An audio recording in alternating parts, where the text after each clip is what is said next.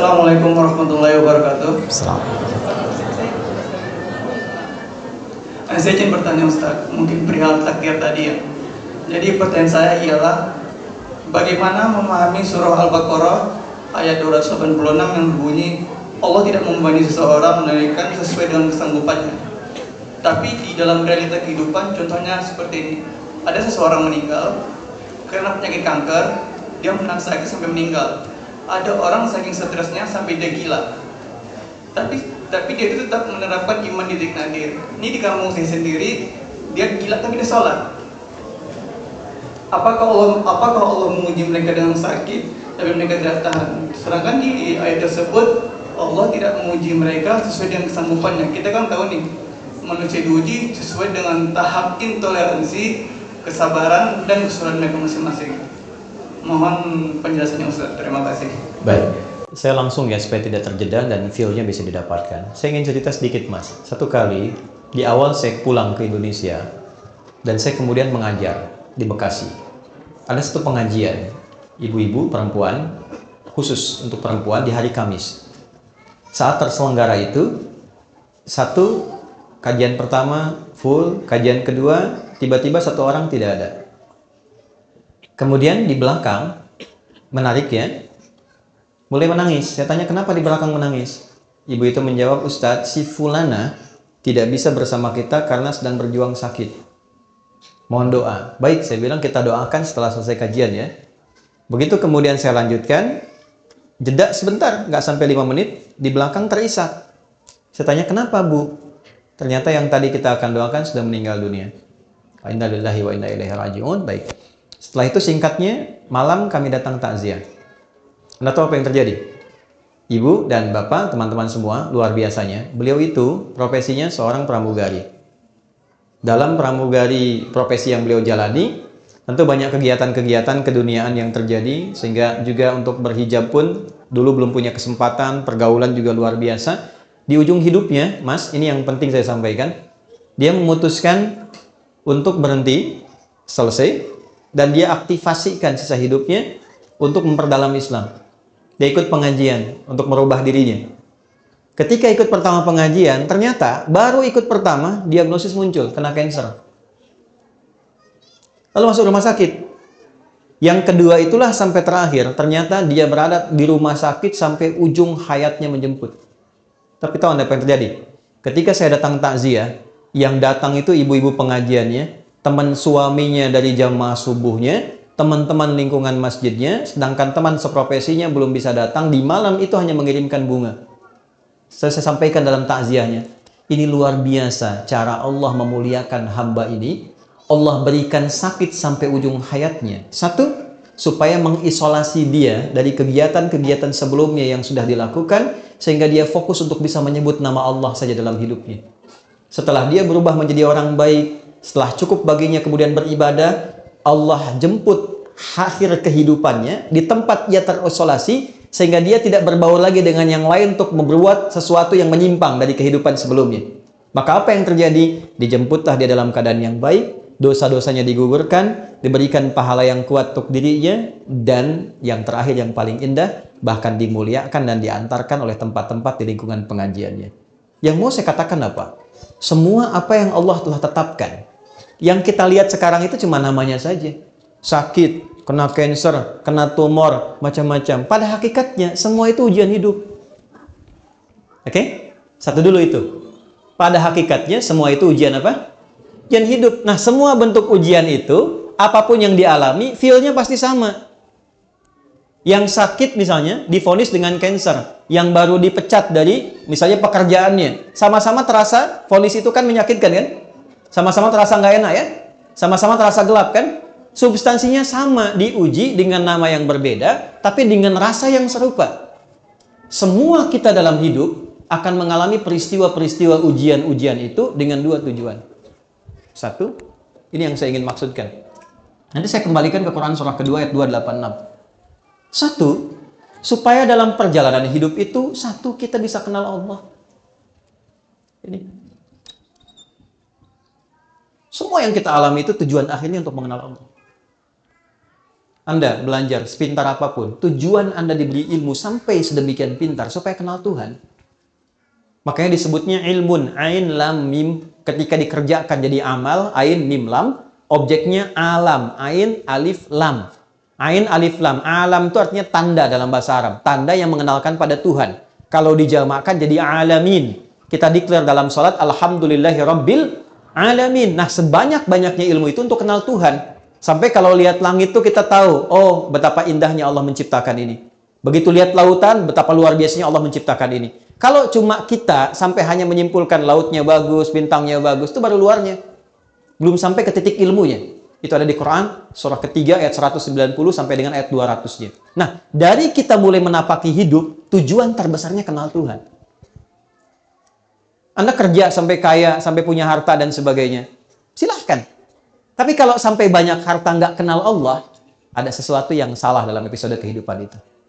Nah, ada orang-orang yang dikenalkan lewat sifat sukacita, suka. Hal-hal yang cenderung disukai. Dan bercita-cita untuk mendapatkan itu.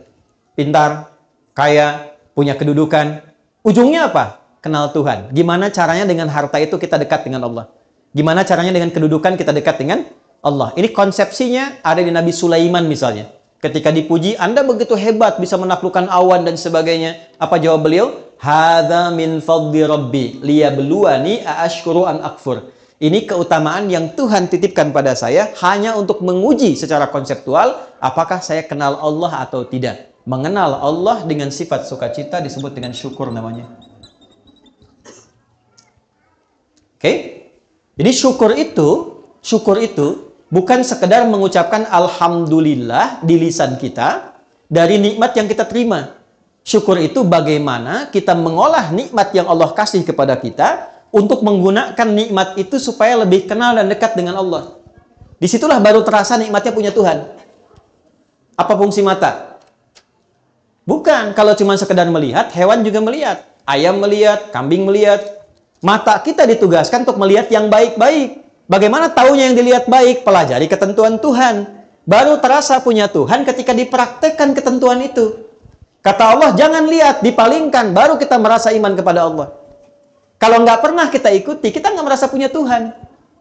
Makanya yang sudah beriman, sudah berislam, kan nggak semua bisa dilihat. Ya kan?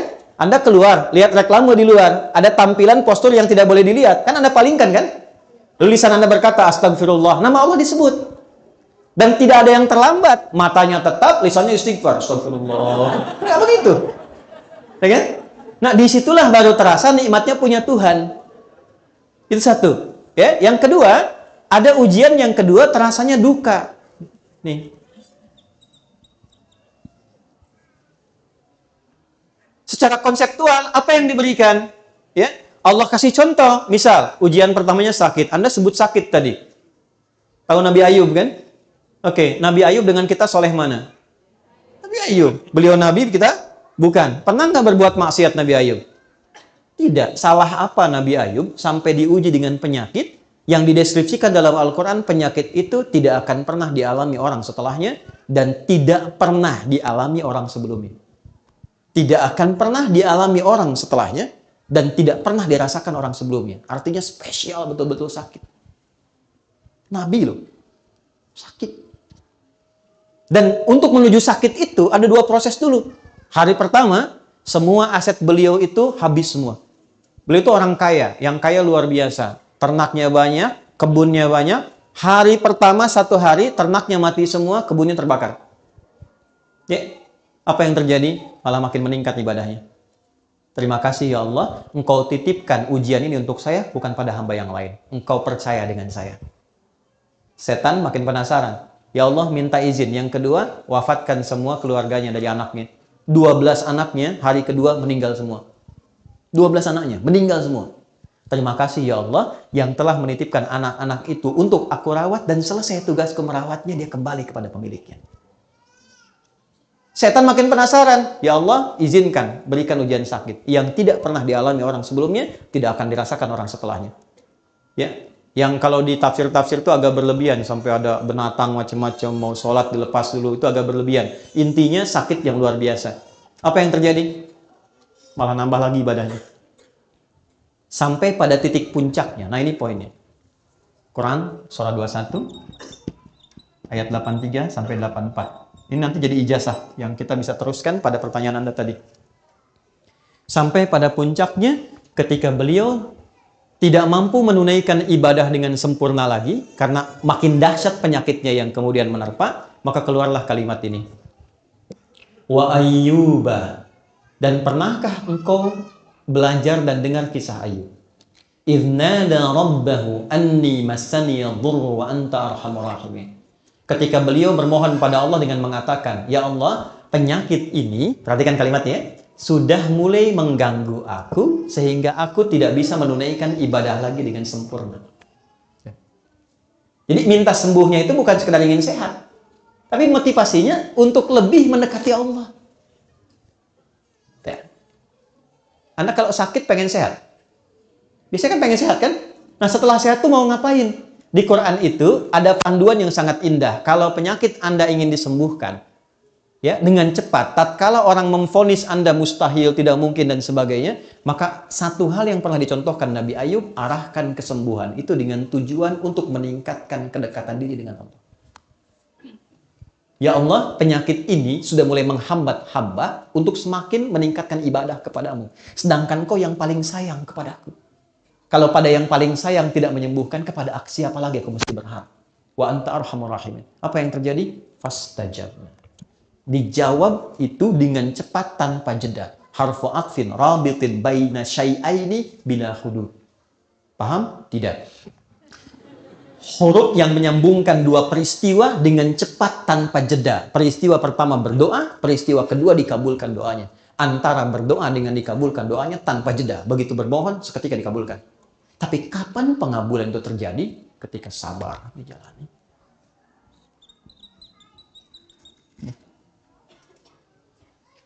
Istrinya berkata begini, Papa, kalau bahasa kita ya, Papa kan Nabi, Rasul.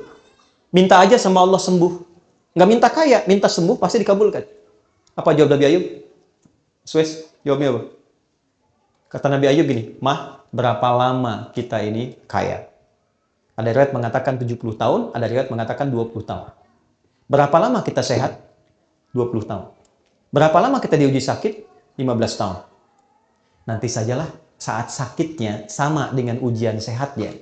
Selama 20 tahun, baru aku minta kepada Allah. Aku malu diuji sehat 20 tahun, diuji keberkahan 20 tahun, baru diuji sakit, sabarnya belum optimal, aku sudah minta kepada Allah. Nanti saja, kalau sudah sama ujian sakit dengan sehatnya, baru aku minta.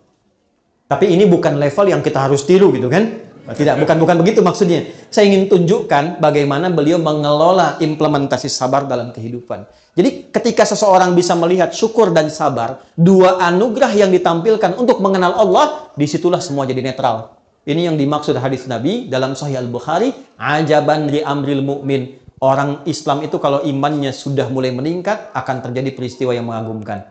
Apa yang terjadi?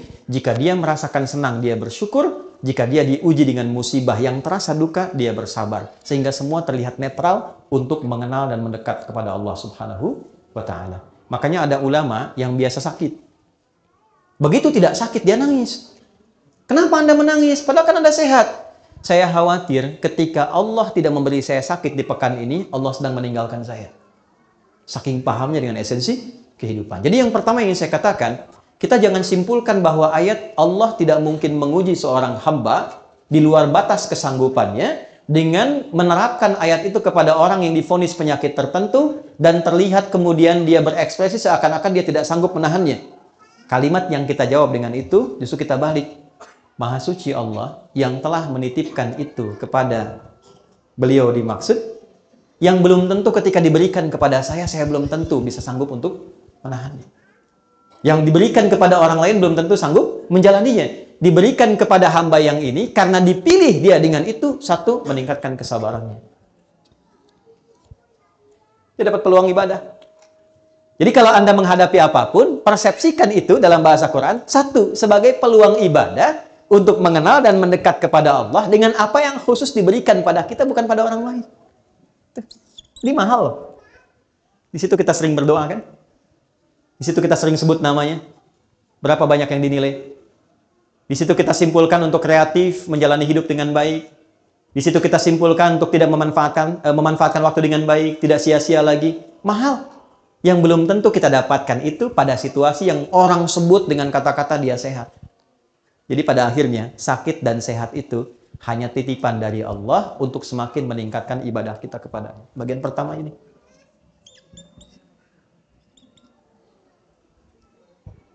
Dua. Sebentar, maksudnya yang kedua, ini kan saya jawab dua. Di satu bagian, jadi satu bagian yang pertama, saya kembalikan. La yukallifullahu nafsan illa wus'aha, bukan dipahami dari ekspresi hambanya, tapi dipahami dari perspektif Allahnya ketika memberi. Allah menilai dia sanggup menjalani itu sampai titik yang diberikan oleh Allah untuk bisa menanggungnya. Adapun yang didapatkan dari situ adalah hikmah. Jelas hikmahnya kemana? Karena itu gini, cara bersikapnya diberikan oleh Allah apapun terima dulu. Cara bersikapnya itu. Katakan pada diri kita, terima kasih ya Allah yang telah menitipkan ini kepada saya, bukan pada yang lain, karena Engkau menilai aku sanggup menjalaninya. Setelah itu yang kedua, kenali Allah dengan petunjuk-petunjuk yang diberikan kepada kita lewat pemberian itu. Jadi kalau sakit, belajar hikmahnya tentang ayat-ayat sakit. Jangan Anda sakit belajar yang dikaji tentang ayat-ayat bisnis. Nggak nyambung. Pelajari Nabi Ayub, Nabi Ibrahim ketika sakit bagaimana. Ya? Dan yang kedua tadi yang ingin saya sampaikan, supaya kita bisa menikmati proses ikhtiar di dalamnya, sehingga mengumpulkan banyak pahala yang mungkin bisa kita raih. Yang tidak ditemukan dalam kondisi apa? Sehat. Jadi semua netral terlihatnya. Allahu a'lam bishawab.